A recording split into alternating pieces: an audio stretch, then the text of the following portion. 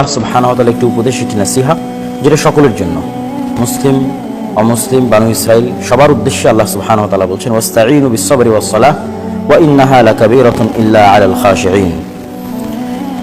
এটা সূরা বাকারার 45 এবং 46 নম্বর আয়াত। এই আয়াতের অর্থ হচ্ছে ওয়াস্তাঈনু, তোমরা সাহায্য প্রার্থনা করো, বিস-সাবরি, ধৈর্যের মাধ্যমে, ওয়াস-সালাহ, সালাতের মাধ্যমে, ওয়া ইন্নাহা, আর এটা লাকাবীরাতুন, অনেক কঠিন, অনেক ভারী, অত সহজ নয়, ইল্লা আলাল খাশিঈন, তবে যারা আল্লাহকে ভয় করে তারা ব্যতীত। আল্লাযীনা ইয়াযুন্নুনা, কারা আল্লাহকে ভয় করে? আল্লাযীনা ইয়াযুন্নুনা, যারা ধারণা করে, যদিও এখানে শাব্দিক অর্থ ধারণা, কিন্তু আসল উদ্দেশ্য হচ্ছে ইয়াকিন, আয-যন্ন বিমা'নাল ইয়াকিন, যারা নিশ্চিতভাবে বিশ্বাস করে, আন্নাহুম মুলাকু রাব্বিহিম, যে তারা তাদের প্রতিপালকের সাথে একদিন না একদিন সাক্ষাৎ করবেই। আমরা কি বিশ্বাস করি যে আমাদের প্রতিপালকের সাথে আমাদের একদিন দেখা হতে পারে? এটাই এই আয়াতের সবচেয়ে বড় প্রশ্ন। মানুষ কি বিশ্বাস করে যে তার সৃষ্টিকর্তার সাথে একদিন সে দেখা করবে, সাক্ষাৎ হবে? তো কারা আল্লাহকে ভয় করে, কাদের জন্য সালাত আদায় করা সহজ, কাদের জন্য ধৈর্য ধারণ করা সহজ? যারা নিশ্চিতভাবে বিশ্বাস করে যে তাদের একদিন কার সাথে সাক্ষাৎ হবে?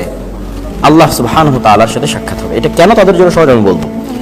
ওয়া আন্নাহুম ইলাইহি রাজিউন, এবং তারা একদিন তাদের প্রতিপালকের নিকট ফিরে যাবে। এবার আমরা আসি আয়াতের সংক্ষিপ্ত ব্যাখ্যায়। প্রথম আয়াত যেটা আমরা পড়লাম, সেটার মূল সারমর্ম হচ্ছে মানুষ আল্লাহর কাছে সাহায্য চাইবে। এই সাহায্য চাওয়াটা মানুষের আল্লাহর কাছে কোনো কিছু পাওয়ার থাকলে সেটা চাওয়া, বিপদে পড়লে সেখান থেকে উদ্ধার হতে চাওয়া, কোনো কষ্ট কোনো সমস্যায় থাকলে সেটা দূর হতে চাওয়া, কোনো কিছু পেতে চাইলে সেটা আল্লাহর কাছে চাওয়া যে আল্লাহ আপনি আমাকে দেন। এই যে কোনো কিছুর যদি মানুষের দরকার হয়, তাহলে মানুষ দুটো মাধ্যমে আল্লাহর কাছে চাইতে পারে। কয়টা মাধ্যমে? আপনার সন্তানের দরকার, সন্তান হচ্ছে না, দুই মাধ্যমে চাইতে পারেন। আপনার অনেক টাকা পয়সার দরকার, ধনী হওয়ার দরকার, আল্লাহর কাছে চাইবেন, দুটো মাধ্যমে চাইতে পারেন। আপনি অনেক বিপদে পড়েছেন, বিপদ থেকে উদ্ধার হতে চান, দুটো মাধ্যমে আল্লাহর কাছে চাইতে পারেন। আপনি অসুস্থ হয়ে গেছেন, আপনার ছেলে অ্যাক্সিডেন্ট করেছে, আপনার ছেলে মেয়ে হারিয়ে গেছে, পানিতে ডুবে গেছে, আপনার আল্লাহর সাহায্য দরকার, আপনি দুটো মাধ্যমে আল্লাহর কাছে সাহায্য চাইতে পারেন। কথা কি আমার বোঝা যায়? সেই দুটো মাধ্যমের এক নাম্বার হচ্ছে আস-সবর, ধৈর্য। এক নাম্বার কি? ধৈর্য। তথা আপনি যদি বলেন যে হে আল্লাহ আপনি আমাকে সন্তান দেন, তো এই এখনই আল্লাহ সুবহানাহু ওয়া তাআলা দিবেন, এটা হওয়া যাবে না। এটার উপর কি লাগবে? ধৈর্য লাগবে। ধৈর্য কিন্তু তিন প্রকার। কয় প্রকার? ধৈর্য কয় প্রকার? তিন প্রকার। কি কি ধৈর্য? সৎ আমলের উপর ধৈর্য, অসৎ কাজ থেকে বিরত থাকায় ধৈর্য, বিপদে ধৈর্য। ব্যাখ্যা দিচ্ছি। ধৈর্য শব্দের শাব্দিক অর্থ হচ্ছে, যেটাতে আরবিতে সবর শব্দটা যে অর্থে ব্যবহার হয়। কি অর্থে ব্যবহার হয়? যখন আমরা মুরগিকে টোপার মধ্যে ধরি, টোপা বুঝেন?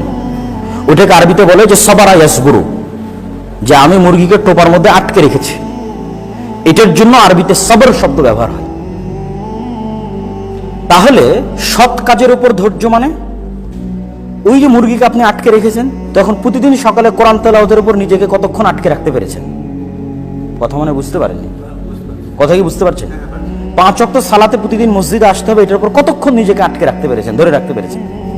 কতদিন? এই জন্য কিন্তু রাসূলুল্লাহ সাল্লাল্লাহু আলাইহি ওয়াসাল্লাম বলেছেন যে আফজালুল ইবাদা দাওয়ামুহা ওয়া ইন আকাল, সবচেয়ে উত্তম ইবাদত ওইটা যেটা অল্প হলেও নিয়মিত হয়। অল্প হলেও কি হয়? নিয়মিত হয়। আল্লাহ কিন্তু পবিত্র কোরআনে কোথাও আমাদের কাছে বেশি ইবাদত চাইনি। আল্লাযীনা আমানু ওয়া আমিলুস সালিহাত, আল্লাযীনা আমানু ওয়া আমিলুস সালিহাত, এগুলো কোথাও বলা নাই আল্লাযীনা আমানু ওয়া আমিলু আমালান কাসীরা। সব জায়গায় বলা আছে ঈমান আনয়ন করলো, সৎ আমল করলো।